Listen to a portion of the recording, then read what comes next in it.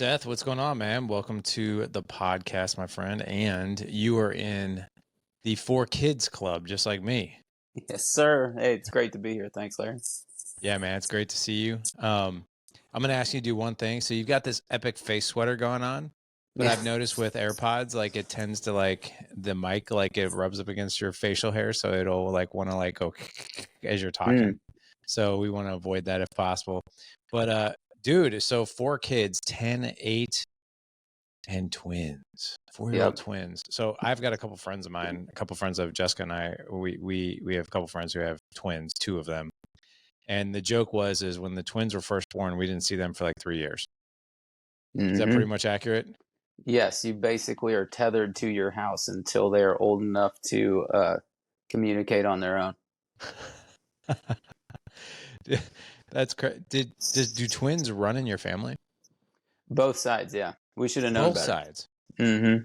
Oh my God. So you basically were going to Vegas knowing that the house would most likely win if you sat down and started playing the games. Yeah, and that really didn't dawn on me till you said it just then.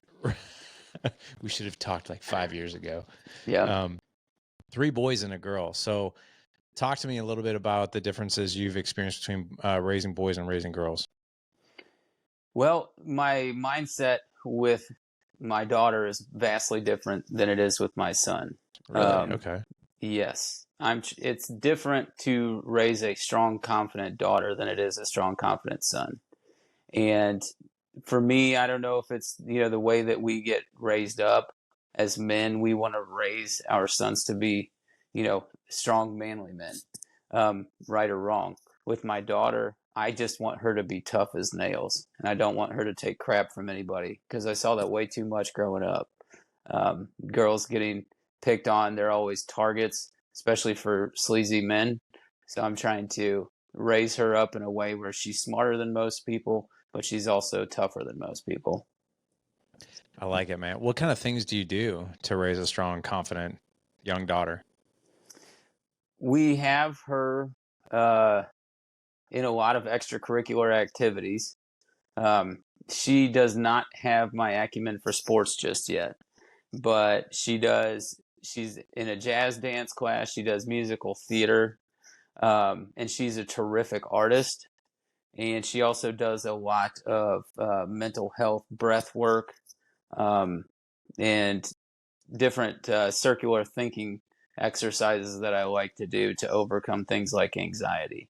But we also use mantras a lot in our household. And hers is, I am strong, I am confident, I am brave. So whenever she finds herself in a uncomfortable social situation, she says that to herself 3 times, and then she responds to what's happening. And it usually frames it for her in a way that gets the outcome she wants. Wow, man. That's pretty cool. So tell me about when did she start doing breath work? And when did you start teaching her this kind of stuff? Breath work was something I learned just this year when I started my own mental health journey. And I noticed that a lot of the same overwhelming circular thought patterns that I was having as an adult, she was experiencing as a 9-year-old just going to school and navigating her day-to-day life. And so for me, the moment I noticed those parallels, I started to implement those with her. And that was actually came from an exercise that we did in the dojo where we had the interview questions with our kids.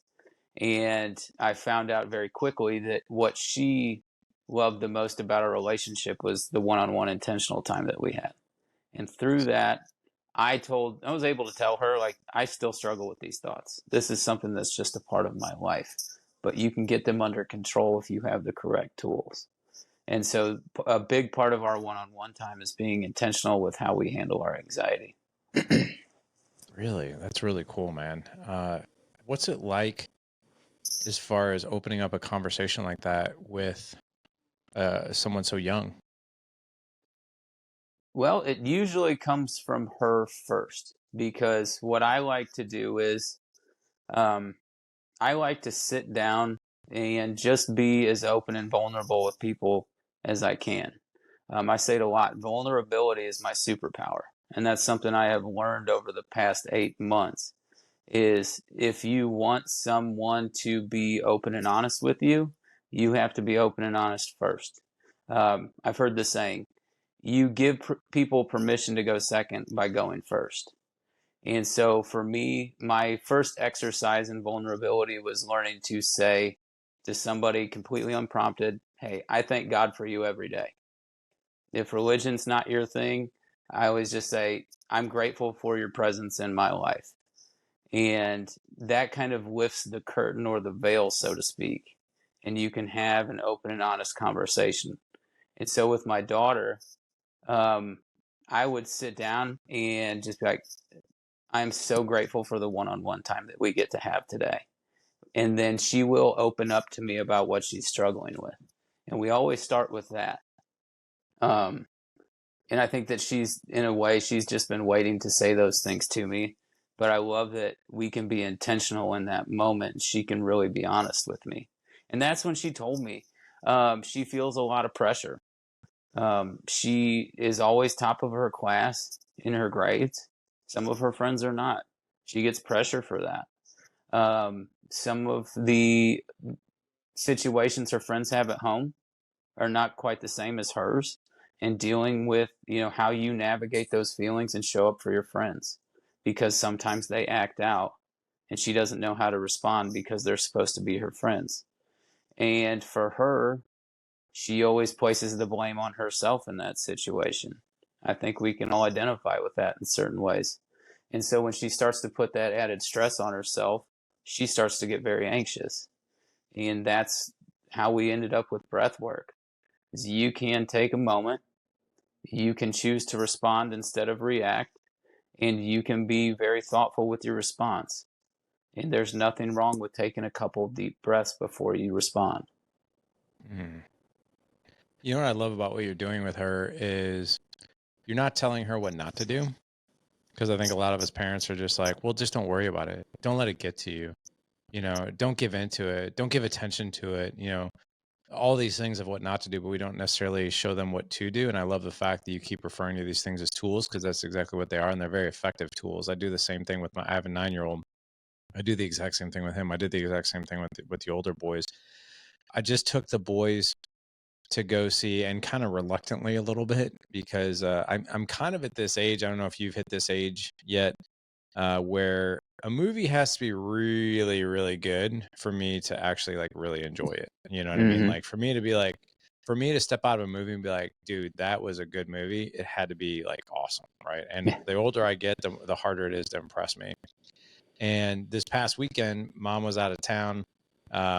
I'm nursing a knee injury right now, so I couldn't be as active as I wanted to with the kids. So I took them to a movie, and the only kid movie that was really out right now was Gran Turismo, or Turismo, or whatever it is, which is the true story about Jan. I think it's Maramboro or something like that. I can't pronounce his last name, or it's not coming to me, but basically the true story of the PlayStation gamer who literally spent, a lot of his time gaming on that game, Gran Turismo. And I didn't know this, but the designers of that game, literally their goal was to make that game as realistic as possible, like almost as if you were in the driver's seat of a real race. And they spent millions of dollars, countless hours, like literally mimicking everything that they possibly could to make that. And then it turns into obviously a true story where they ran, a contest with 90,000 gamers to see who could actually get behind the wheel of a car. They narrowed the field down to the top 10. They brought them in, coached them up, and then they were basically either accepted or cut from the team, and they took the number one person. And this guy, Jan, was the number one person. Well, the odds are stacked that a gamer is not, on paper at least anyway, is not going to even match or meet, the same skill set as someone who's been driving a real car for years, right? A professional race car driver. But with the proper training, and he was working with the right coach, he was able to do that. And actually, I think he took third place at Le Mans. Oh, wow. The year that he raced. It was an incredible story. And there was even a lot of dad stuff in it too that was just like, wow. But there was a part in the movie, and true story, he got in this horrible wreck And I think it was like, I don't know, maybe his like 10th race he was in or something like that, where like literally his car, he went over a hill and his car went airborne and like literally like did like this backflip and then smashed into like spectators and killed somebody. And he was devastated beyond belief, not mentioning just the injuries he was nursing himself because it was devastating to him, but he just could not mentally get through it. And then he worked with his coach, and his coach, kind of like what you did, like what I do, right? They gave him tools. He didn't say, hey man, just put it out of your head, or don't worry about it. These things happen, right? Like he actually put him behind the wheel of the car again and put him in the exact location where he had the wreck. And he's like, and his coach is in the passenger seat. He's in the driver's seat. He's like, all right, man. He's like, finish your lap. And you could tell he was just like, I can't do this. He's behind the wheel. He's like, I can't. Like all these visions and flashbacks were happening when he was right there. And the coach said something really profound to him. If you could actually pull your thing away from your beard, there's a lot of static coming through. His coach said, like, listen, I'm telling you right now, this is not just racing, but this is for life. Your darkest and worst moments do not define who you are, but how you respond to it defines everything about you. And I thought that was really, really profound because I'm like, oh my gosh, that is so, how true is that? Does a defining moment define who we are, or how we respond to that defining moment or challenge define who we are? And it's actually exactly what you're teaching your daughter. It's how you respond to it, right? It's how we respond to it. It's how we respond to it as men, right? And I think it's such an incredible thing that not only are you teaching that lesson, but you're teaching the how to, like the breath work, right? These are the things to do, not the things what not to do. So I think that's awesome you're doing that, man. Appreciate it. Yeah, and what I really try and drive home is you're not going to get it right 100% of the time. But when you slow down and you're intentional with what you do, people will see that, they will respond to it, and they will respect it. Yeah. And you can't be perfect. You will never get it right 100% of the time. But people will show you grace if they know that you are being intentional with what you're doing and saying. 100%, man. You've been married now for 11 years. Yes, I would sir. really love for you to share, you had a defining moment in your marriage in January. Mm-hmm. And I'll be honest, man, you're not the only person on this interview that had a defining moment with his wife, but mine goes back to 2017. And your conversation with your wife and mine with my wife was nearly identical. And when you told me about the detail of what your wife said to you, I was like, oh my gosh, that's almost word for word what Jessica said to me in 2017. And it was terrifying. And, but I also, it really helped me learn the lesson of how important it is to be authentic and vulnerable with my wife and not to keep things from her that I think in my mind, I'm protecting her. So if I feel stress or overwhelm or whatever else, like I'm not going to let her in on that. Like I'm going to keep that to myself because that's going to do nothing but worry her. She might look at me as weak, like I don't have my stuff together. But you had a very defining moment with your wife in January. I want you to tell us about it. Yeah, so what happened in January was my wife had a very frank conversation with me. I had been struggling with depression very seriously for a period of over 2 years, and she got fed up with who I was. And she told me point blank that I was not the person she fell in love with. And it was true. 2 years prior, well, going back to my childhood, I was molested as a kid. And, it's through work, in my work in therapy, that I'm able to admit that now without hesitation. Um, but somebody had access due to their proximity to my family, and they took advantage of that. And my parents, because of the way that they were raised, they treated it how theirs was treated. They took me to church, and the answer was to pray it away, to find your solace in Scripture, which is great to an extent, but it does not heal the underlying trauma in a way that actually helps you get over it. When about 2.5 years ago, there was an incident at school, and my son came to me frightened and told me what had happened. And in that moment, I was a 6-year-old boy again, stuck in that fight, flight, or freeze mode. And for a period of 2 to 3 months there, I was in freeze mode where I could not bring myself to even talk to the school administrator on his behalf. Thank God my wife was there because she took up that mantle and she fought for him in that moment. But I could hardly function as a person because I went right back to the scared little boy I was when this happened to me. And so once I came out of that haze, for a period of 2 years, I had what's called a major depressive episode where my mental health got worse and worse and worse. I tried to mask it with substance abuse, which was very easy during the pandemic because um, we were basically shut-ins. One of the twins was born with a respiratory condition that made him high risk to COVID. So we were already not doing a lot outside of our home. And so for me, working from a home office, my mind became a very toxic place for me. And I developed a suicidal ideation fantasy. And in January, my wife said, I don't know what's going on with you, but you are not the same person. This is not the person I signed up to do life with. And thank God she had, Did that come as a because surprise to you? yes, I mean, I could see through her words and her actions that something was going on with her underneath the surface, but I didn't think that it would get to this point. How did you And respond? I broke down and I told her I needed help And how did she because respond to that? she was mad.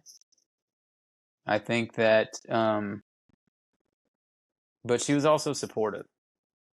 Was She was, she sorry, I'm just trying. So was she mad because you kept it from her, or was she mad because it surprised her? Like, I'm curious where the anger came from. she was mad because I kept it from her. So let No. me back up for a second, because I think a lot of times, like, it's very easy to connect the dots when you're, 8 months away, 8 months through it, right? Mm-hmm. And the reason I'm asking you this, man, is because I was in your shoes, and I saw it, but I didn't. Mm-hmm. And I thought it'd kind of go, I didn't think looking back on it, it was a crazy big deal. But in the time when I was in it, I didn't feel like it was that big of a deal. I thought it was kind of like part of the process. I thought I'd get through it on my own. I was at the time, I was seeing a counselor. And just for context, so the audience knows, like, I had a traumatic event back in 2017 where I pushed my body, unfortunately, way too far because I was training for an ultra event. And I was just doing too much and basically fried my adrenals, and I couldn't sleep for 33 days. I was averaging hour and a half, 2.5 hours a night. So I was sleeping, but minimal. And it was horrible. And it literally physically and mentally just, I've never been more ill in my life. And I lost like 25 pounds. I couldn't eat. I couldn't sleep. I had so much anxiety. I never had a panic attack in my entire life. In fact, I'll be really honest. When people told me you have a panic attack, I used to be like, come on, man. No, like, get over yourself. Like, that was my low empathy, compassion itself. And then I started having them, and I'm like, holy crap, like, this is really real, and I had to, finally I got through that. It was really hard. Ended up in the hospital for 4 days. Like, it was awful. Like, I was borderline probably on a life ending trajectory because, like, heart attack or stroke or, and at the time I had suicidal ideation as well. It's like, at that point, like, I wasn't productive at work. I wasn't patient with my kids. I couldn't pull my weight around the house. I was so exhausted. I literally felt like people would be better off without me. But I kind of thought, as weird as it sounds, when I was in it, I didn't realize how serious it was when I was in it, because I thought it was like, well, this is just part of the process, and I guess somehow I'll get through it. And I finally just broke. And, I ended up in the hospital for 4 days, and then I ended up with PTSD. And I'll never forget exactly, in the office with the counselor, had been there for 4 or 5 sessions, and he was going through this thing. He's like, listen, I have a diagnosis for you. I don't think you're going to like it. And I'm like, okay. He's like, you're suffering from PTSD. I'm like, PTSD? I was like, I'm not, I've never been in the military or anything like that, because I always thought that's what it was for. He laughed. He's like, dude, he goes, PTSD, you can go through a bad divorce and have PTSD. I was like, really? He's like, yeah. He's like, PTSD is not just for combat. It's like, it's a traumatic event. That's what it is. He's like, you have every single sign and symptom of it. And I was like, okay, well, what do I do? And he's like, use cognitive behavioral therapy. Like, basically I'll help you. It's going to take a bit for you to get over it though. And so I kept all that. I was like, I don't want to tell my wife I have PTSD. I don't want to tell. And at the time too, every single day that went by for 8 straight months, I had tremendous anxiety about going to sleep at night because I was like, what if this all starts over again tonight? Like literally that was my thoughts. Like, 'cause that was hell. Like, and when I was under that stress, I became cold, distant, impatient, quick to anger, all those things. But and I didn't let my wife in on it. So when I told her all this stuff, like, I didn't realize how bad it was until I told her. And so I that's why I'm asking you these questions as far as like, connecting the dots now that you look back. I mean, did you think it was as bad as it was when you were in it, or did you know? I didn't know that things were as bad for her as they Okay. Yeah. were. For me, I knew exactly where I was, and that's the part of the shame spiral that makes it so hard. You almost get addicted to that feeling. It's like it creeps into your head as naturally as breathing. You're like, yes, bad things are happening to me because I deserve them. And once you get stuck in that loop, it's almost impossible to break. And like you, cognitive behavioral therapy is great to learn how to activate the parts of your brain to help you move past those cycles. Has opened up my mind to new possibilities in my life in a way I didn't think possible. And yeah, when you're working through it like that and you get these things drawn out of you naturally, it sticks so well too. Um, Yeah. but it's been such a lifesaver for me, quite literally, because it's helped me turn into the dad that I wanted to be. Um, and I'm just learning how to be more present and not let those shame spirals of depression keep me down. I still struggle with those, but I have the tools now to overcome those when they come up. And talk to me about the tools. And what I really would love for you to share is how, so listen, I remember like what Jessica said to me was almost identical what your wife said to you. She sat me down. I'll never forget it, man. I'll never forget in our bedroom, we were sitting on the bed and she held my hand and she was sitting next to me and she kind of like took this deep breath. And she's like, and I was like, I literally in my mind, I was like, what is about to come out of her mouth? Because I knew something was going to happen. And she's like, I don't know how to tell you this. So I'm just going to say it. You're losing me. And I'm like, and my wife, dude, has never said anything like that to me in 27 years. Nothing. It's actually always been the opposite. Like, I'm crazy about you. I love you. Like, I mean, like so much appreciation, respect, and love. And I was like, what? And she's like, yeah. She's like, look, I don't believe in divorce. There's not one person in her entire family going back 4, 5, 6 generations who've ever been divorced. Like her family just doesn't believe in divorce. And she's like, listen, I'm not looking to separate and I'm not looking for divorce, or anything like that. But my mind is starting to wander about what it would be like to put pieces together if you're not in my life anymore. And that's starting to scare me. And I freaking love the fact that that woman had enough bravery and courage to tell me that. She could have held that in and that could have turned into resentment. And then she could have rolled over one day 3 years later and says, I'm not in love with you anymore. But instead she did the hard thing and told me. And I was like, well, what's going on? And she told me like, you're just not the man I married. Like you're cold, you're distant, you're keeping things from me. Like I know something's going on for you. I know something big is going on for you. You're just not letting me in. And I was like, I'm fine. I'm dealing with it. And she kind of like grabbed my hand tighter and she goes, you don't trust me. And I was like, what? I was like, what do you mean I don't trust you? She's like, you don't trust me, Larry. She goes, I'm your wife. I'm also your battle partner in life. You're my king. I'm your queen. If the king doesn't let the queen in on the battle plan, how is she supposed to go to war with him? Like, listen, I love enjoying my life with you, but I'm also here to go to fight with you and fight for you. And if you don't let me in on what the plan is and what we're facing here, then I can't do my job and my part. Therefore, I feel you don't trust me. And I was like, oh my God, it has nothing to do with that. Like, I just don't want to tell you like what's going on. She goes, exactly. You don't trust me to take it. I was like, holy crap. So I laid it out there. I told her, I was like, look, diagnosed with PTSD. You know, every freaking day that goes by, like I have so much anxiety that tonight is going to be the night that all this starts all over again. And I'm terrified and I'm overwhelmed with fear and trying to get through this. And like, I just don't want to worry you. And she's like, well, you're worrying me by not telling me, period. She's like, now that I know, we can go do something about it. And I don't know what it was, but it was like a snap of a finger.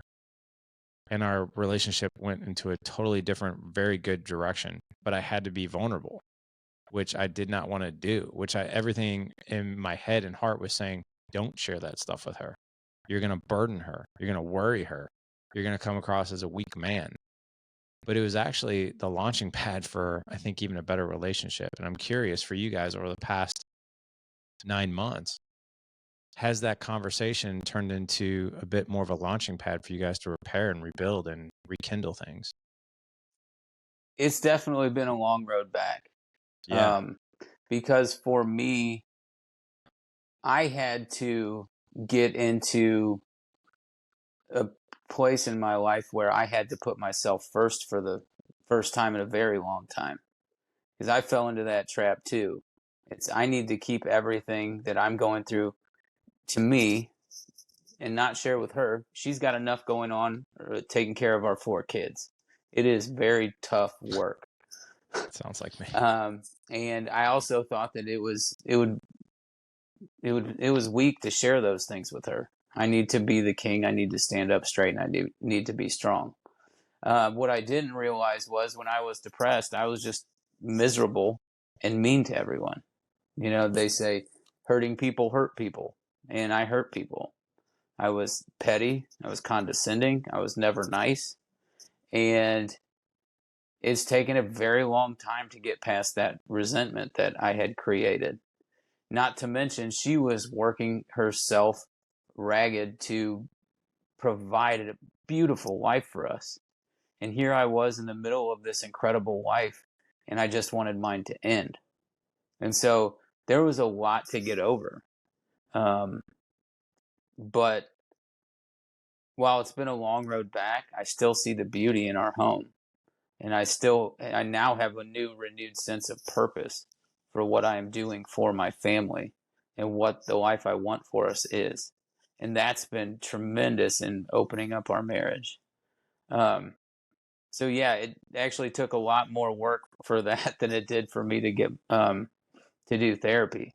But she was the one, you know, if it wasn't for her to say that day, whatever it is you're dealing with, we're getting you professional help and we're doing it today. And had she not pushed me off that cliff, I would have never learned that I could fly, so to speak. Wow. That's so cool, man. What I've noticed in marriages in general, right? Because I've, number one, been married for 20 years as of this year. So I've seen this firsthand, and I've also seen this in other people's marriages, is there are seasons where the other person has to step up. There are seasons where the other one is hurting, you know, and you got to be ready, right? For both. That if you're on the trajectory of things going well, we'll be on the lookout because you might have to pull somebody else along for a little bit, right? Which is totally okay. It's part of what marriage is all about. I'm curious. I know you said before we hit record, you want to share how you found the alliance and your first experience with the dojo. So here we are. You know, you were our class 1 for the dojo, and we call it the dojo not for any good reason other than, you know, we teach men a very specific curriculum in the first 3 months of the dojo, right? Around marriage, parenting and patience, leadership, health and fitness, not just of the body but of the mind and the emotions, right? And then also even financial management, right? And learning how to be better with our finances. So for you, I would really love to know how did you even find us? Because I know I went back to the email that you sent, and like you want to explain how you found the alliance. Yeah. So when I started this whole process, a big issue I had was I was just not a good dad. Um, and I realized really quickly I did not have the role model for the dad I wanted to be in my life. My dad was always quick to work as much as he had to provide for us. And while that didn't provide much in the way of a fatherly figure, he was just doing what he knew to do to make sure we were okay. And so for me, I had to then go out on my own to find examples of the dad that I wanted to be.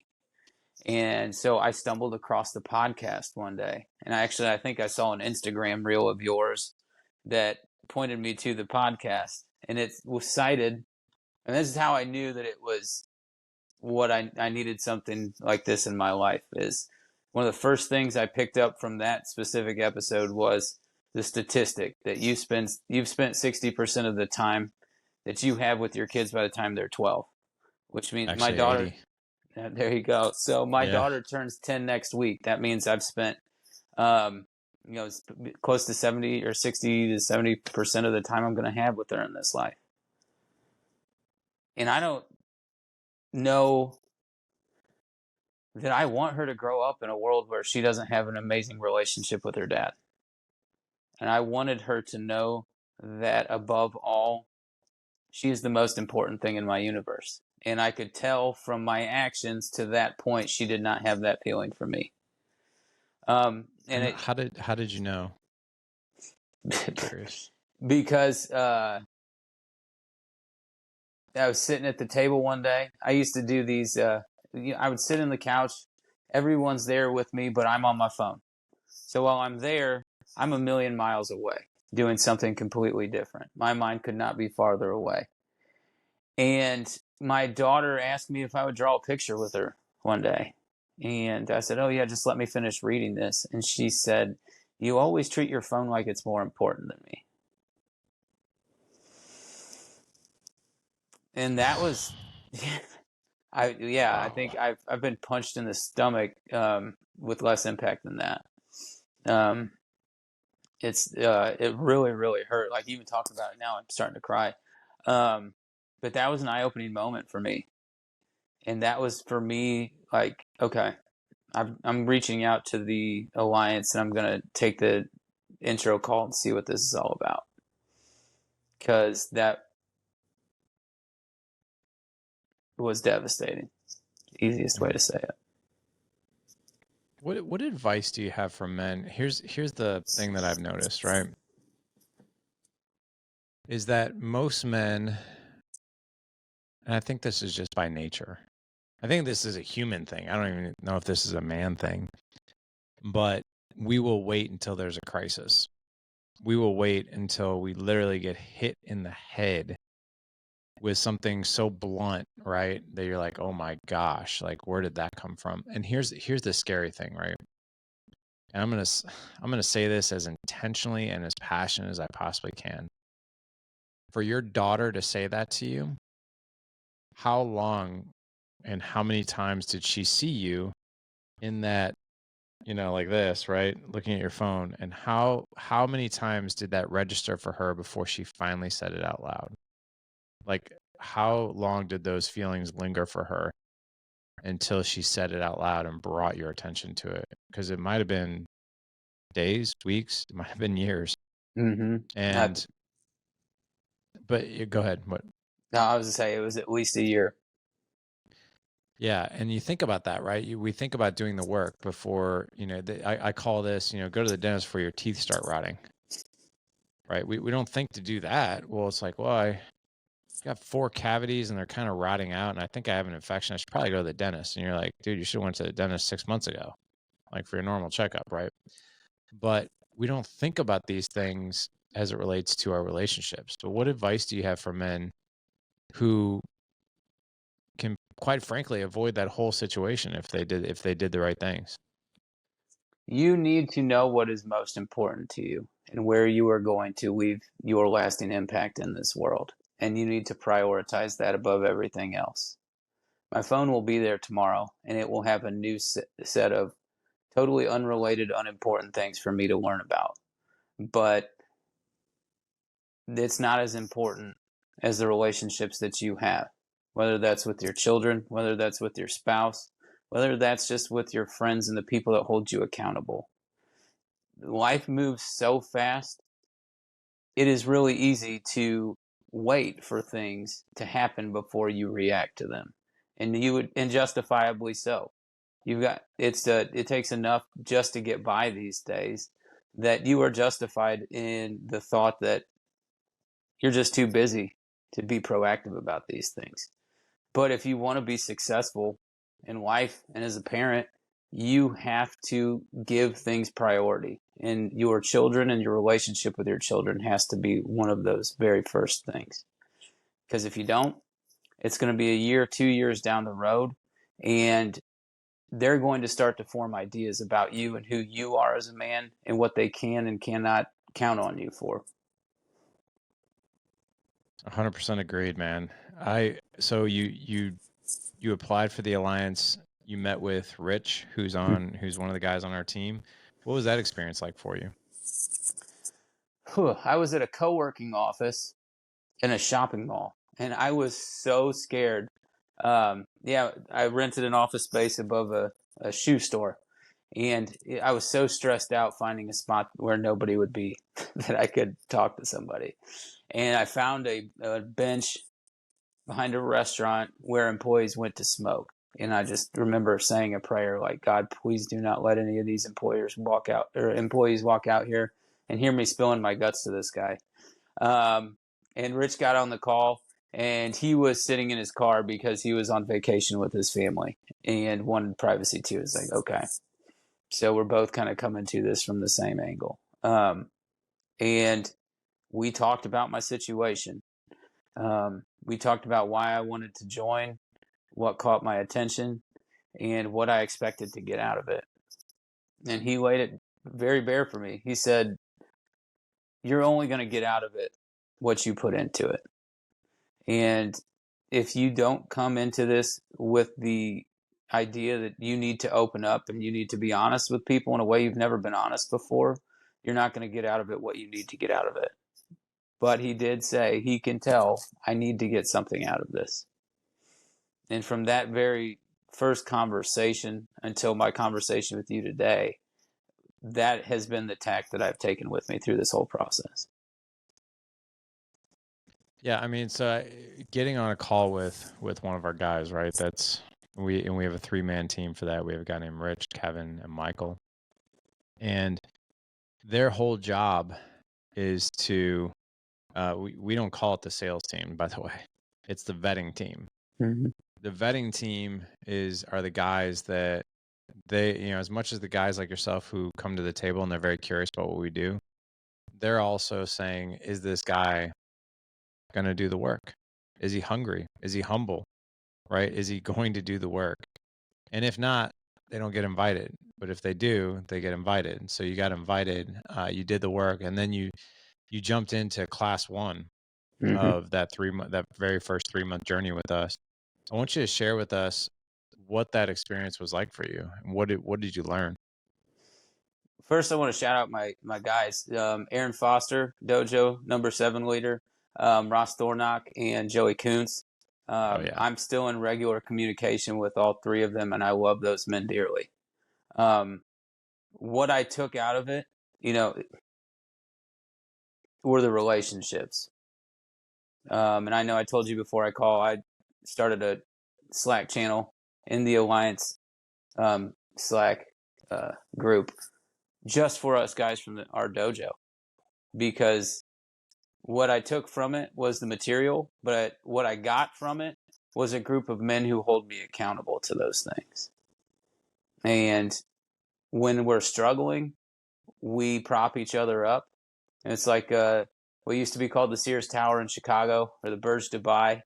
We have these giant monuments to human achievement. They stretch skyward, but the principle of the architecture is they are small towers surrounding one central tower, and that's what holds it up and is able to be so tall. And some days I'm the guy in the center and they're holding me up, and some days I'm one of the side towers holding one of them up. Like today it's me, because they know how nervous I was to come on the podcast today. A couple weeks ago it was one of my buddies who had to come to the unfortunate realization he has to file for divorce. And before that, it's one of our guys struggling with porn addiction. Like, we hold each other accountable, but we also prop each other up. And it's through the framework of the work that we did in the dojo that we're actually able to see not only what we're capable of, but what we're capable of together. Like, I went completely sober this summer. I did 100 days without alcohol. And that was because of Ross. But it was because of my group of guys that I was able to get through it when it was really difficult. That and the partnership with that Athletic Brewing Company's non-alcoholic beers. Oh man, yeah. That's what's got me through like this one whole year of sobriety, like we did 1 year from the summit last year. I want to share a couple insights, a couple big takeaways from what you said. In order for high towers to stand tall, right, there has to be infrastructure with what you're talking about, right? A huge tower does not just stand there on its own without a really solid infrastructure. And my son and I, my oldest and I, went to New York and we walked through the 9/11 Memorial and the Trade Center and the new World Trade Center 1 now, and what I think was also still might be called Freedom Tower, but I'm not sure. But just the actual architecture that is needed for a structure that tall and that big, right? And all the things that actually happen underground that you don't see, like all the crazy stuff they had to do even to get the two buildings that were there before up. And the alliance is the same way. It's that infrastructure, right? It's other men holding us to a higher level than what we would hold ourselves, and then vice versa, us holding other men to a higher level than they're going to hold themselves, right? And we take turns doing that. And I would love for you to share how this, maybe one or two tools that you learned within the dojo that really helped move the needle for your wife, 3 boys, your 1 daughter. There's 3 big ones that stand out. It's number 1, I cannot fill anybody else's cup if my own is not full. Oh yeah. The core values exercise that we do right at the beginning, I was able to pinpoint pretty quickly. My core values are abundance, integrity, and perseverance. I want to live an abundant lifestyle. I am a servant leader deep down in my spirit. That's what I think I'm meant to be doing. And it's through my opportunities to serve these men that I've now grown to be great friends with, and also my family, that gives me the greatest feeling of abundance and fills me up. The second is my relationship with my wife is the most important relationship. We cannot lead a household of children and expect them to be healthy adults if our relationship is not healthy. And third is that my children do not crave possessions. They crave time with their father, intentional, undivided time with their dad. And it's through that interview, because I wholly expected, when we asked them the question, what is the most meaningful, or what's your favorite memory with your dad? It's not those expensive vacations we went on. It's not Christmas mornings where I'm building the expensive toy that I bought for them. It's the time that I raced my daughter down the water slide at the water park, where it was just the 2 of us. It's the times when I get to take my son fishing, just the 2 of us, or we go camping, just the 2 of us. They don't crave things. They don't crave expensive ticket items. They just want their dad's attention. And that's what they're drawing their experience in life from. And it was through the activities and the work that we did in the dojo that I was able to find all of those things. That kids spell LOVETIME is what we always say. Mm-hmm. And it doesn't have to be extravagant time. It can just be like my 9-year-old, my 7-year-old, they just love when I take them to the park and chase them around like I'm a monster. Like literally like chase them all through the slides and the ladders and all that other stuff and just growl at them. Like they just love that more than anything. We took the boys back in 2020, at the end of 2020, we took them to Disney because none of us had ever been to Disney. And, we did like, I think 3 big parks. We did like Magic Kingdom and Hollywood Studios, and we did Animal Kingdom. And then we had like some downtime, like at the hotel, around the pool. And it wasn't like a fancy hotel, but it was one of the themed ones. Like we were like on top of each other at this hotel room, but like it did have a pretty cool pool, which was nice. And of course, we get on the plane and we ask the kids, we're like, "What was your favorite part? What was your favorite part of Disney? Like, what park was it?" And all of them, not just one of them, all of them. Oh man, I really love the pool at the hotel. And I'm like, "What? Are you serious?" I've heard other parents say the same thing, and I was like, "What was it about the pool?" And they're like, "Oh, it was just so relaxing, and we splashed around, we swam around, we played chicken and all that other stuff, and it's kind of low key, and we got to eat some snacks and hang out." And I was like, "Oh my gosh, well there it is, right? LOVE spelled TIME, and it doesn't have to be extravagant. It doesn't have to be a trip to Disney. It just could literally be at the pool, just hanging out and splashing each other." Let me ask you this as we wrap up here. There's a lot of men who listen to this podcast, right? And the men who enter into the alliance, we call them the 1%ers, right? Call them the 1%ers. It's the men who, like yourself, who say, "Yep, I'm ready for something drastically different, and I'm not going to wait around for something to go really, really bad off the rails." What advice would you have for yourself, like before the alliance, and what advice would you have for men listening in the audience? The things that we're conditioned to believe growing up as men, that vulnerability is weakness, that sharing your troubles is somehow makes you less of a man, is completely false. Your strength as a man comes from your ability to own and move through your emotions and handle them in a way that's not only good for you but also for those around you. I mean, if you're a dad, you struggle with anger, you struggle with addiction, um, or you just didn't have a good role model for it growing up and want to know what that is, there is a way for you to learn those tools and also to have a support system in place for you to really be the dad and the man that you want to be. And my support system is Jeff Bratsburg, it's Matt Wingo, it's Nick Giorgio, it's Adrian Rosales, it's Joey Kuntz, it's Aaron Foster, Scott Thornack, Ben Kilroy, Dr. Nick Sotelo, Michael Moore. These are the men in my life that have made me a better man. And of course, Larry here, who pitched the tent for us all to gather under. But they're the reason that I'm here today. They're the reason I can smile on camera. And despite the fact that I'm shaking underneath the camera view, but there's nothing holding you back right now but your pride and the things that you think are true about yourself.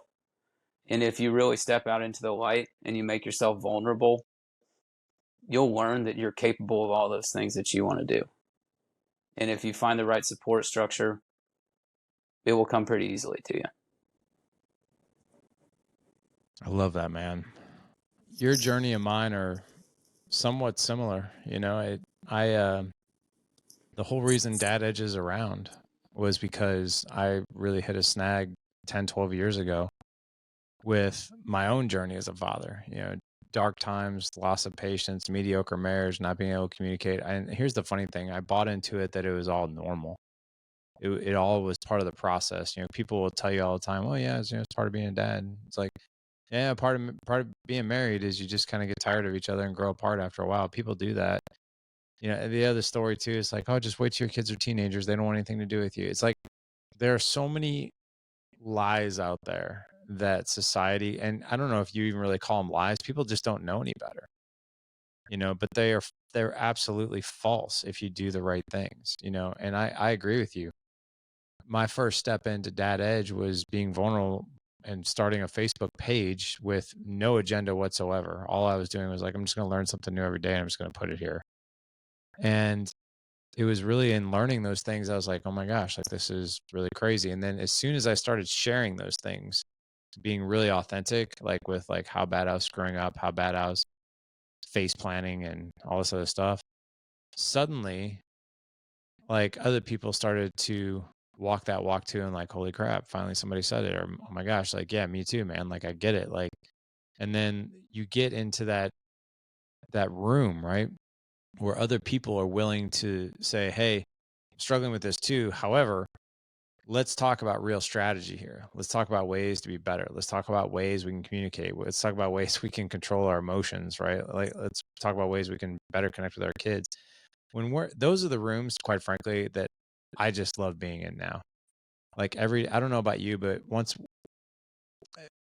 thing I've noticed, and I want to float this question past you, is, are you bored with everyday small talk?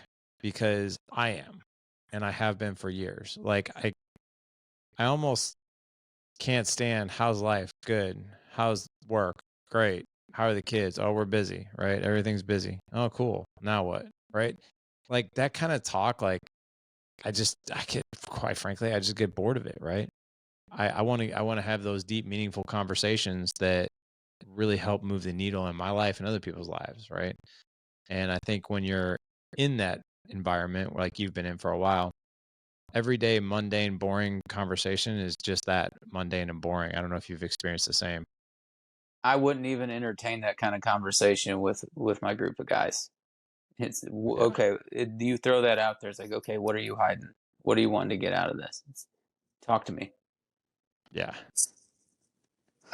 Yeah. I'm actually surprised to hear that you're nervous and shaking, because you seem like the way you came across in this show, man, like you do this on the daily. You seem super chill, relaxed. Thank Like, you. yeah. It's So I actually, as through the encouragement of my group, I started a few months ago doing stand-up comedy in my free time, doing open mics. no. Yeah, something I've always wanted to do, but always was too nervous to do. And so, through the encouragement of my guys, I started doing that in my free time. And so I No do way. get practice. But yeah, my feet are going crazy underneath the table right now, fidgeting. Oh my gosh, man, that's so funny. Like, have you done like open mic nights and stuff like that? Mm-hmm. Yeah, Oh my I'm gosh, not good enough to be paid for it yet.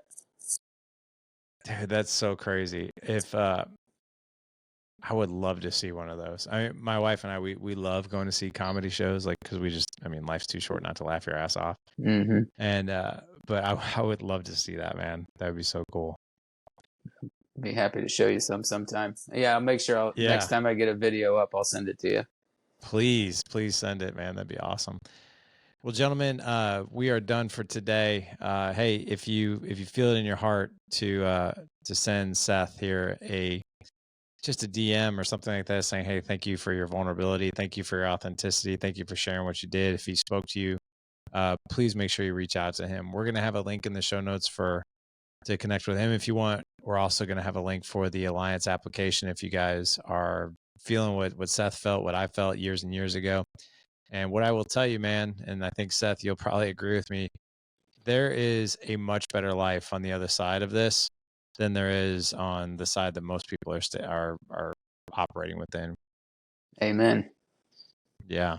Amen to that. Gentlemen, head on over to the dadedge.com/Friday 126 for this show. Again, the dadedge.com/Friday 126 for this show. You can also head on over to the dadedge.com/Alliance, fill out an application, meet with one of our guys. You'll be meeting with either Rich, Kevin, or Michael. And as Seth said, they're very nice, understanding individuals, and we are here to help you and just uncover your greatness, because it's in every single one of us. It's just a matter of stepping into it. Gentlemen, go out and live legendary. Take care.